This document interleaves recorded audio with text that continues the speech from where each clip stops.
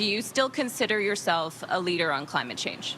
Absolutely. I consider Canada a leader on climate change and on focusing on climate change results and solutions. So let me enumerate what we're doing, and there is more to come. Minister de Bruzen is here and working closely with the Minister, and her responsibilities is environment and climate change. Minister of Industry, myself, a host of industries are developing our climate change strategy, which will come out shortly. But let's be clear what we're doing. And I'm going to start with what we're talking about today. First is establishing, through a huge range of direct supports and tax incentives for the entire clean vehicle production chain, value chain, from critical mineral development, processing, battery infrastructure, through to tax incentives for clean manufacturing and the manufacturing of low emission and EV vehicles. So all of that in place, the most competitive investment regime by a mile for the auto sector, in particular for clean. So that's one.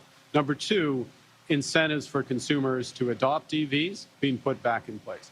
Number three, and a focus on the results in terms of the transition path of the industry. So we want emissions down. We're tightening by twofold our GHG emissions standards, and we're giving the industry the flexibility how they achieve that, whether through plug-in hybrids, EVs, more efficient ICE vehicles. There are multiple paths on this part as we ramp up our clean energy side.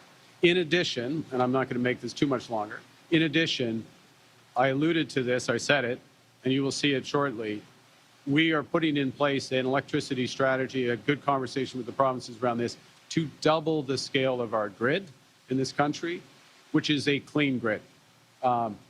Finally, with respect to Alberta and conventional energy exports, the LNG exports from that are coming actual and prospective out of Vancouver are top quartile or top decile, lowest emission LNG. The oil, if we have an oil pipeline, which we're working towards achieving to the West Coast, it will be twinned with the Pathways project, the largest carbon capture and storage project in the world, not just making sure that that's low emission oil and gas in the production and transportation of oil and gas, but that we're creating an entirely new industry. So the point is, we are focused, we are dead focused on results, getting emissions down, making the major investments that we need to get emissions down, and in the process, creating more jobs for Canadians and a better future for our economy.